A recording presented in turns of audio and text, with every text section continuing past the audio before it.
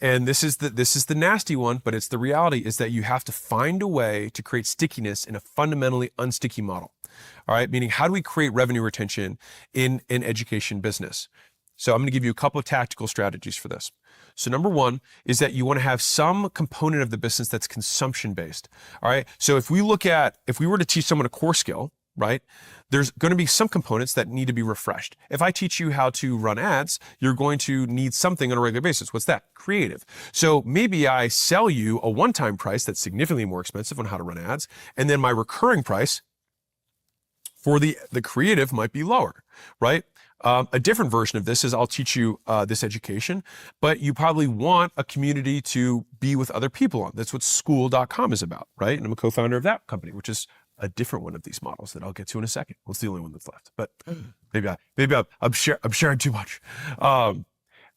So people want community, but let's be real. Community is less valuable than education is. And so where people get into trouble is they say, I will charge $25,000 for this education, and that might be appropriate.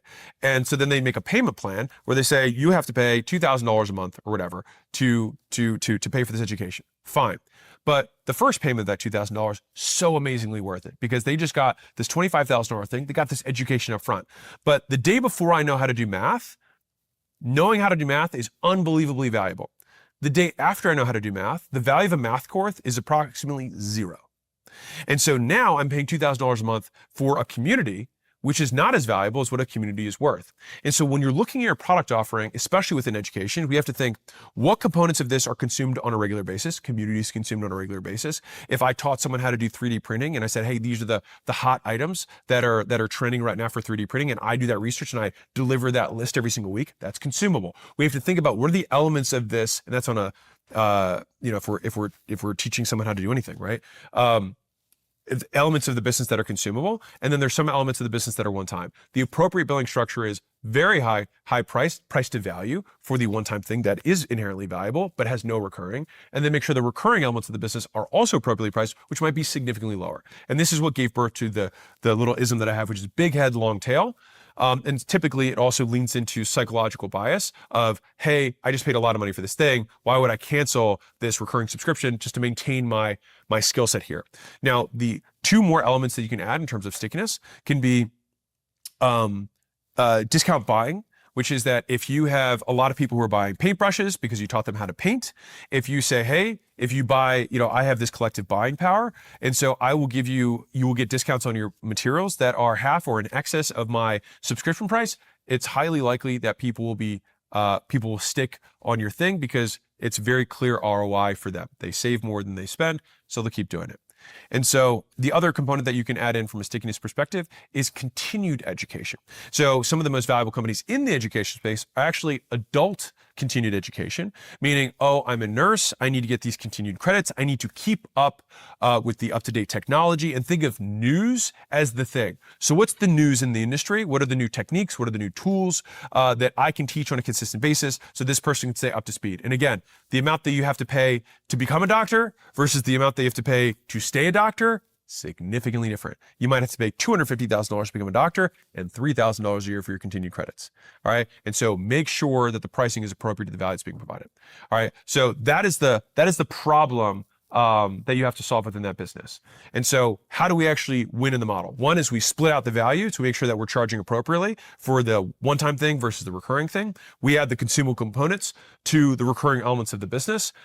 We want to use the cash engine that we get from the one-time purchases to fund one, acquisition, and most importantly, and this is the biggest one of all, brand. And you might notice this as a recurring theme here, but how can you defend against the low barrier entry, you creating your competition? How do you defend against that? Brand. And in all of these models, I think the one that is the most impacted by, it's tough to even say that because they're all impacted by brand.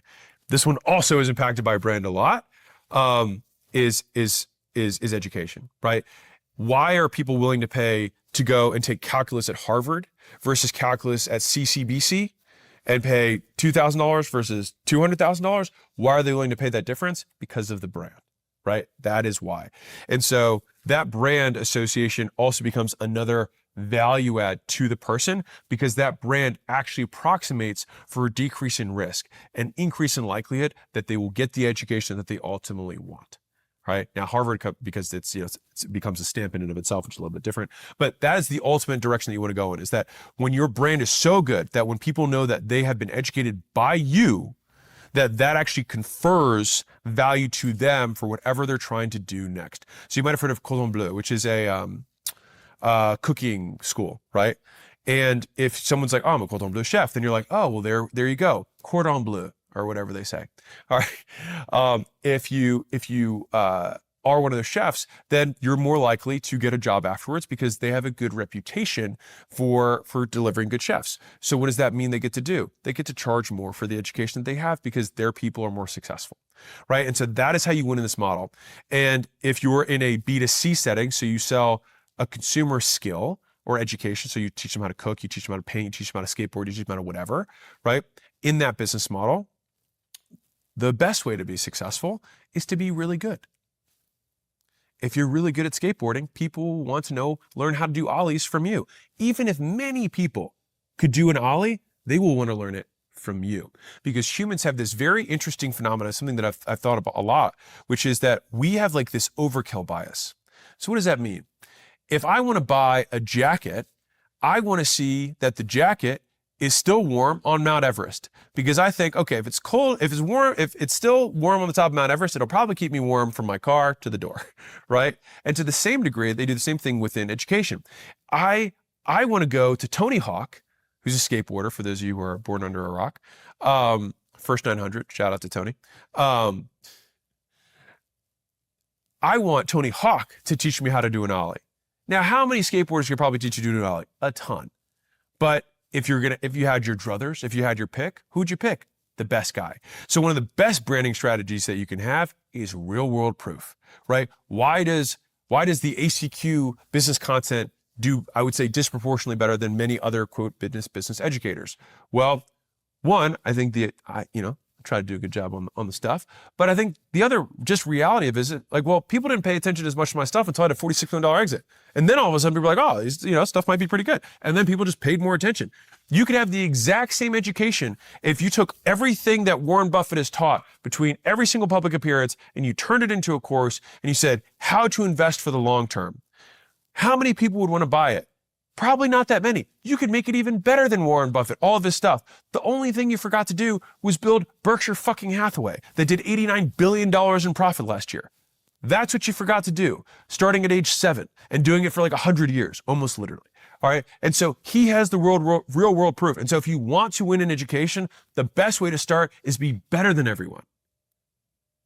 And if you're like, well, how easy for you to say? Yes, easy for me to say, hard for me to get here.